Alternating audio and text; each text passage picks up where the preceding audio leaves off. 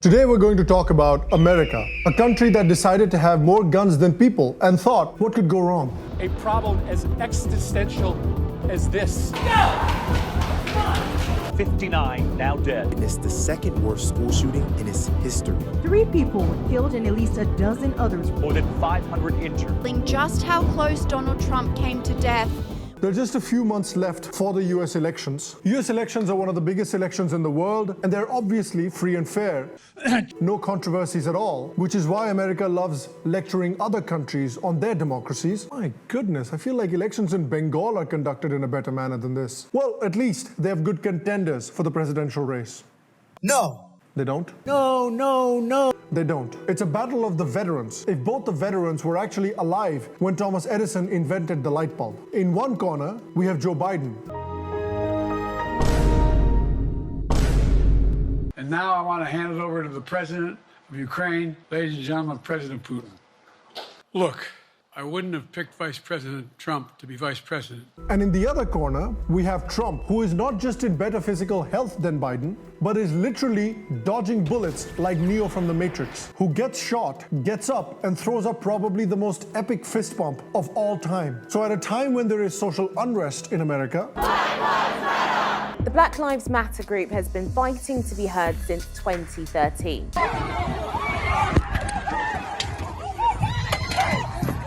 You want more of the people you're supposed to protect them? Die! It all began when a group of pro-Trump demonstrators held an anti-illegal immigration rally. there is a cost of living crisis. Here's some more things I'm just not spending money on in 2023 because of inflation. A little over a 20-year period of time, the dollar lost almost half of its value. There is widespread distrust in the actual electoral process. And when I added it all up, the election was rigged. They tried to steal the election. We're not gonna take it anymore. This is our country. China is becoming increasingly aggressive, and now a straight-up assassination attempt on a presidential candidate. After this incident, Trump may have firmly become the frontrunner, but today we look at the craziest day in American politics since 9/11. If Trump does win after this event, we'll look at the Trump administration, what it means for India, what it'll look like for India, and the Trump administration's surprising Indian connections. The reason I decided to make this video is Indians have often seen Westerners making ill-informed videos about India and the Indian elections.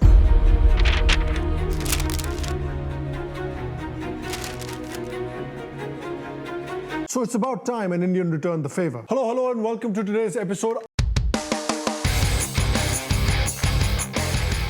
I'm your host, the CEO of Secularism, Sham Sharma, and to all of you, a secular pranam. So, the American elections are in a few months. As of last week, we have 2 contenders. We have the choice of the Democrats as well as the choice of the Republicans. From the Democrats, we have the reigning champion, the current president, Joe Biden. Let's go lick the world. Let's get it done.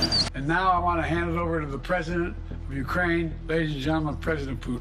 It's not looking good, fam. Biden started his political journey way back in 1972 when he was elected to the Senate at the tender age of 29, making him one of the youngest senators in US history. Over the decades, he's been vice president to Barack Obama. Vice President Biden, Vice President. The oldest sitting president and now a meme sensation. America is a nation that can be defined in a single word. I was going to put him. This could be his GC over. Joe Biden has been in politics longer than most of us have been alive. He's like the herpes virus, you can't get rid of him. And in the other corner, making his grand re-entry like a WWE superstar is none other than Donald Trump. Where am I going? Where the hell am I going? I want to get out. Oh, no, over there. Trump started his career as a real estate mogul, gained cultural prominence in the 90s and 2000s with his movie, TV, and WWE appearances, especially his smash hit TV show, The Apprentice, where he became known for his catchphrase, "You're fired." Joe, you're fired. Get out. Get out. You're fired. Get out of here. Tom, you're fired. He made his grand entrance into the political arena in 2015, announcing his candidacy for president. No one actually expected him to win, which is why the meltdowns were on par with Chernobyl when he did become president. Donald J. Trump is now President of the United States. President Obama. The These two candidates have many differences when it comes to Russia, LGBTQ rights, gun control, abortion, but they do have one thing in common: weird inappropriateness. I've said that if Ivanka weren't my daughter, perhaps I'd be dating her. My daughter, Ivanka. Yeah. She's 6 feet tall. She's got the best body. Yeah, she's hot. By the way, your daughter. She's beautiful. Can I say this? A piece of ass. Yeah. She looks more voluptuous than ever. She's actually always been very voluptuous. What is not widely spoken about is Joe Biden's creepiness, sniffing children, inappropriate touching, and strange whispering. Former Secretary of State Hillary Clinton and the wife of Defense Secretary Ash Carter were forced to endure prolonged touching from the president, says Sky News host. So now we answer the question that we asked in the title: why is the US election this year such a shit show? Well, the US and its media love to lecture India about its democracy, fair elections, and all that bollocks. As Prime Minister Narendra Modi's government cracks down on dissent, can India still call itself the largest democracy on earth? But his second term in power has been marked by deepening religious polarization and increasing Islamophobia. Modi does not tolerate accountability. How worried should we be by the rise of Hindu nationalism in the world's biggest democracy? So let's see how things are at home.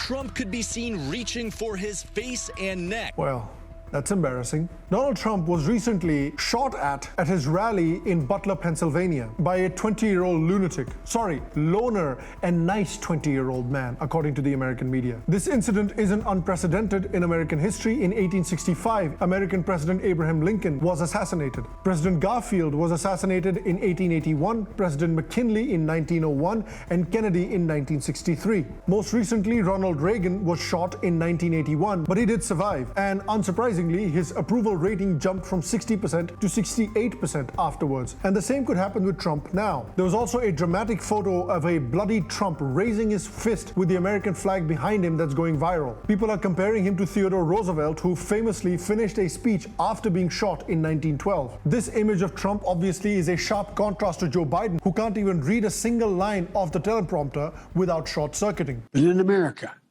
we resolve our differences at the battle box. I'm sorry, at the what? You know, that's how we do it, at the battle box. Wow. Shirts with Trump's resilient image have already started selling in America, and obviously, the memes are going insane.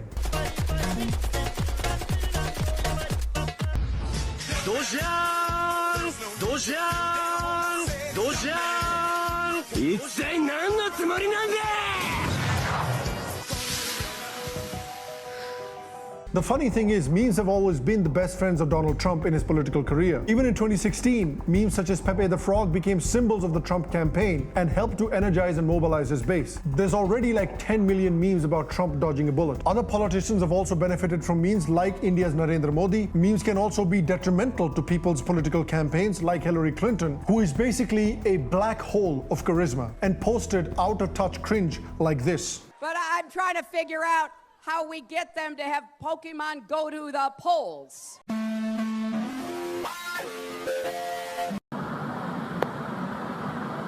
I'm just chilling in Cedar Rapids. New polling from the Times shows Trump leading President Biden in all 7 battleground states before the presidential elections in November. The battleground states are states in America which are neither fully Republican, which can swing either way in the presidential elections. They can go to the Democrats or to the Republicans. So he leads in Michigan, Pennsylvania, and Wisconsin, and has built on his lead in Georgia, Nevada, and North Carolina. Biden won 6 out of these 7 states in 2020 and cannot reclaim the White House without at least 3 of them. And after the attack, Trump's odds of winning the election have surged to 70%, marking a new high. Biden's chances are at 16%. However, the American media is trying its very best to tone down the narrative that Trump might well be very far ahead. The media became suppressing the assassination attempt on Trump. Look how they're reporting on this matter in the Washington Post, in ABC News, and many other outlets. Some media outlets are upset because they feel sorry for the gunman. There is also a lot of speculation about who could be behind this attack. Could it be the deep state? Could it be the Democrats themselves? Maybe Vince McMahon trying to get revenge. A lot of people rightly are blaming discourse within American politics and American media for this. They created such an atmosphere around Trump by demonizing him and comparing him to a monster like Hitler. Trump is a Nazi time again. Let's deal with Hitler, okay? I don't think it's hyperbolic to say that. I mean, that is Mussolini, Hitler-like language. Trump's affinity for Hitler was always covered under an umbrella of his stupidity. Echoing Hitler's words. Listen to this. Well, Hitler was duly elected. Echoing the hateful rhetoric of Adolf Hitler. Essentially hinting that he will destroy democracy and potentially commit genocide like Hitler. Because why else would you call him Hitler? It's not because their hairstyles or facial hair are similar. Remember how people have tried to do this exact same thing in India to Narendra Modi. Modi Hitler ki raah chalega to Hitler ki maut marega, ye yaad rakh lo Modi. Gujarat ki sarkar chalaane wale jhoote beimani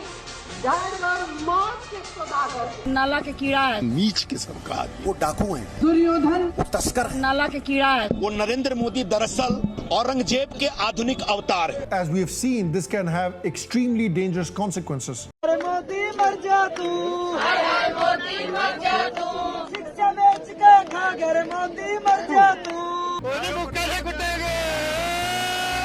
Modi मामा मर गया. अमित शाह को लकवा मारो, मोदी को फांसी मारो. India's opposition leader Rahul Gandhi has used similar rhetoric against Mr. Modi and has made the argument that democracy is under grave threat from him. Mamata Banerjee has labelled him Hitler and pledged to remove him to protect India's democracy. And if something ever happens to Mr. Modi, remember that these people will backtrack the same way Western media is doing right now. There are a lot of questions being raised about Trump's security and the Secret Service around this attack. Many locals reported seeing a man with a sniper rifle a while before the attempt and even alerted the police and the Secret Service, but the police apparently did nothing about it. We're pointing at the guy crawling up the roof. And he had a gun, right? He had a rifle. We could clearly see him with a rifle. The police are down there running around on the ground. We're like, hey man, there's a guy on the roof with a rifle. And the police are like, huh, what? You know, like they didn't know what was going on. With an increasing number of Americans distrusting their government, this event could push even more people towards Trump. And it's ironic because the United States is infamous for spreading political chaos in other countries, particularly in Asia and South America. But their own democracy is in turmoil right now, and no other country had to lift a finger. They did it to themselves. So, right now, how do Trump and Biden match up? Well, compared to Trump, Biden also has many other failings. Mr. Biden, I'm going to talk about you now. No! God, please, no! No! And Mr. Trump as well. Trump has openly vowed, if re-elected, he'll be a dictator on day one. No, not this Trump, the real one. India's friend, the President of the United States of America, Mr. Donald Trump.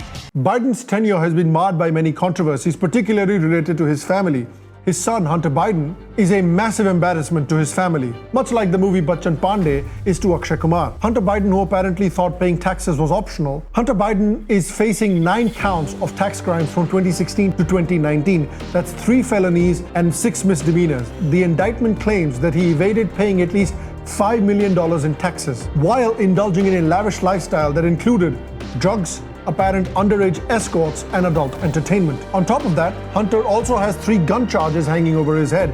These charges stem from a 2018 incident where he allegedly lied on a federal firearms form to obtain a handgun, all while being a drug addict, and then allegedly possessed the gun for 11 days before it was unceremoniously tossed into a rubbish bin. The gun charges carry a maximum sentence of 25 years in prison. And for obvious reasons, Democrats adopted many tactics to save him. Some said that all investigations into Hunter Biden should be immediately stopped, while some said that this is all a conspiracy by the Russians. Organizations like MSNBC, CNN, and CBS have all claimed that the allegations against Hunter Biden are Russian propaganda. Even several Biden administration members, including Anthony Blinken, Jake Sullivan, Jen Psaki, and Adam Schiff, discredited the narratives around Hunter Biden's scandal, suggesting that it was Russian propaganda. There was also the case of the IRS whistleblowers who claimed that there was political pressure to go easy on Hunter Biden. There was also the unceremonious way in which Biden pulled the American troops out of Afghanistan. After 20 years of fighting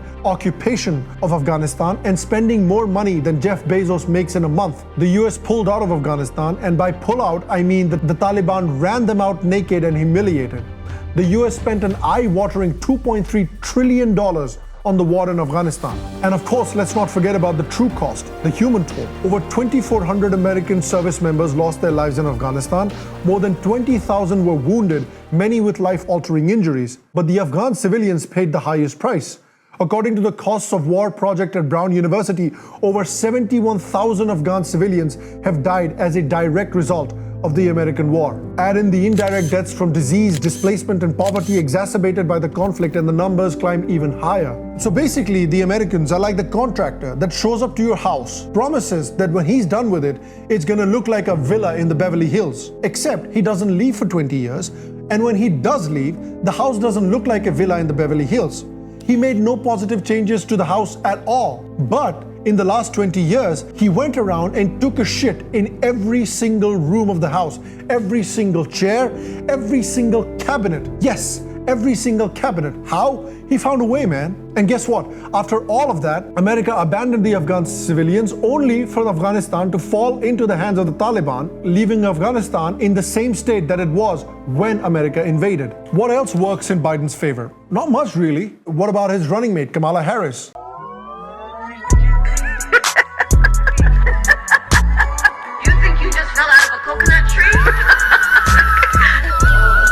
I can imagine what can be and be unburdened by what has been. You know?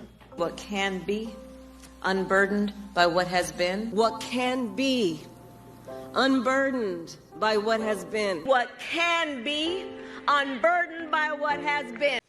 Well, the press is here. I got some words. I got the vocabulary. And my pronunciation is perfect. Well, and clearly, some Democrat supporters recognize this. They want him to step down, but he remains adamant. He's facing pressure from some major Democratic donors ahead of the elections, like Abigail Disney, Barry Diller, Dianne von Furstenberg, who are threatening to withhold funds until Biden steps aside. Like any other election, funding is important. Without funding, campaigns to mobilize voters and hold rallies are difficult. There are allegations from the Republicans that the Democrats have found a glitch in the matrix. They allege that the Democrats are flooding the borders with illegal immigrants who will come into the country and then vote for the Democrats. The number of illegal immigrants coming into the country has roughly doubled since Biden took over. The United States has some 10.2 million illegal immigrants in 2020, and another 10 million have since entered during Biden's presidency. If the 20 million illegal immigrants were all in one state, it would be tied with New York for the fourth most populous state of the country. Illegal border crossings have averaged 2 million per year since 2021, which is the highest level ever. In the last 6 months, over 1.7 million illegal aliens have been encountered. That's approximately 9,500 encounters per day. Are there any weaknesses with Trump? Well, the issue with Trump and the reason he was not able to get to a second term and he lost in 2020 was because he was seen as too divisive by neutral voters, voters who were on the fence. People believe that his response during COVID and during the Black Lives Matter protests in 2020 were not conciliatory enough. In fact, they believe that he tried to put fuel on the fire. His followers also started following this conspiracy theory called Q, where they believed that there was a child sex ring in DC and Hollywood, which this guy Q was leaking information about. And every single person in Washington, DC and Hollywood was involved in it, which is a wild conspiracy theory, you know, because in India people say, क्या आपके toothpaste में नमक है? In USA, maybe they need to ask, does your toothpaste have cocaine in it? Try new Colgate Active Cocaine. As for Trump's hardcore supporters, some of them got disillusioned in 2020 because he promised to clean up DC politics, drain the swamp. We are going to Washington, D.C., and we are going to drain the swamp. He also vowed to jail Hillary Clinton. You know, it's just awfully good that someone with the temperament of Donald Trump is not in charge of the law in our country. Because you'd be in jail. Secretary Clinton.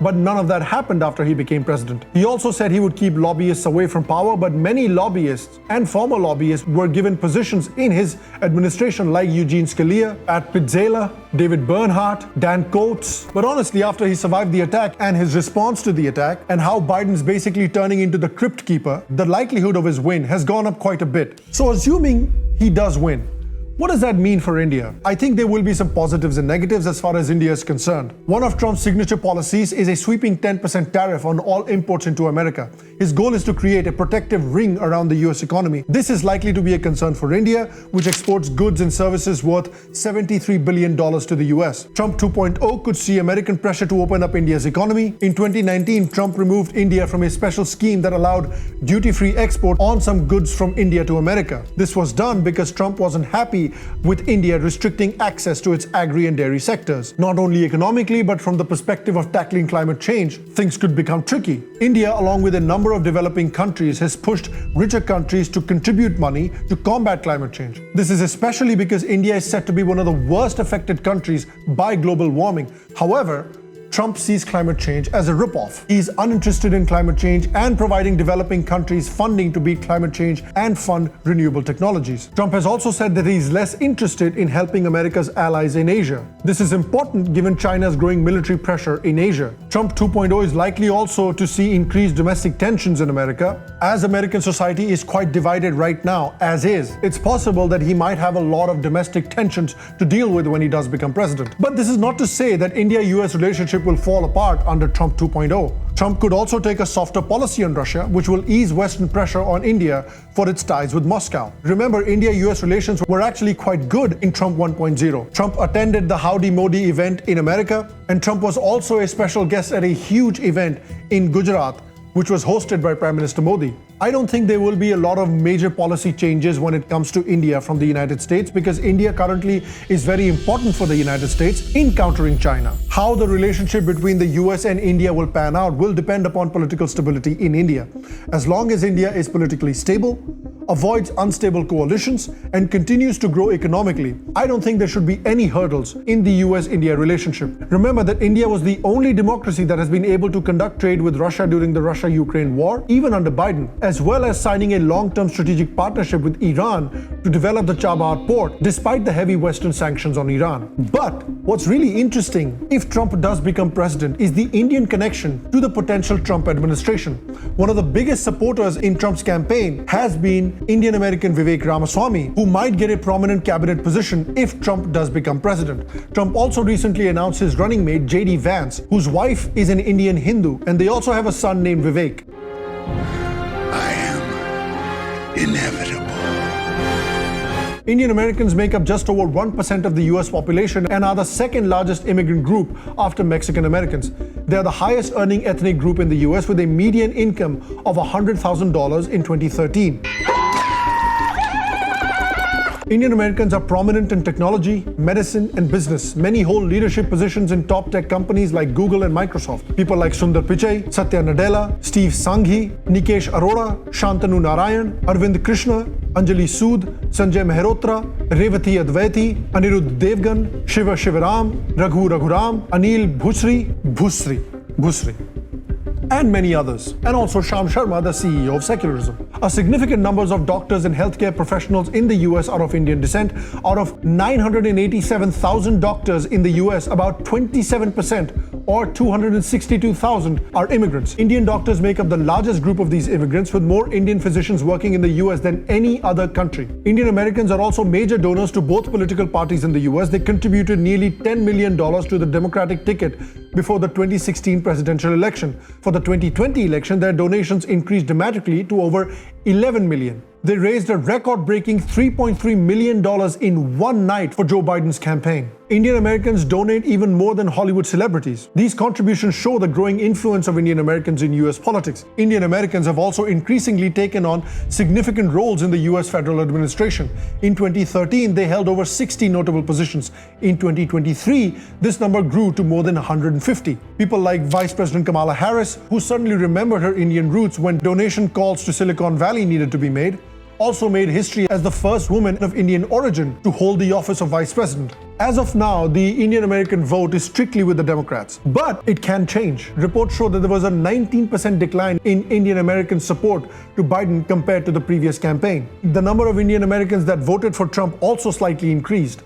And maybe it's possible that these prominent Indian faces in the Republican Party could tempt some Indian votes and money to the Republicans, particularly as sections of Democrats, particularly from California, Illinois, Washington, and Oregon, attack Indians based on caste and their religious beliefs, and support bigots like Suraj Yengde, Equality Labs, and Audrey Truschke, maybe it's time that Indians spend their money and votes elsewhere, people that might actually support them. It's also good for Indians to be prominent in the Republican Party, as it's a good way for right-wing Americans to develop an understanding for and maybe a mutual respect for an immigrant group that largely comes here legally, works very hard, earns a lot of money, creates a lot of wealth, and contributes massively to the economy, to American politics, as well as to American culture. And the Indian buffets in America at this point should be considered a national treasure as well.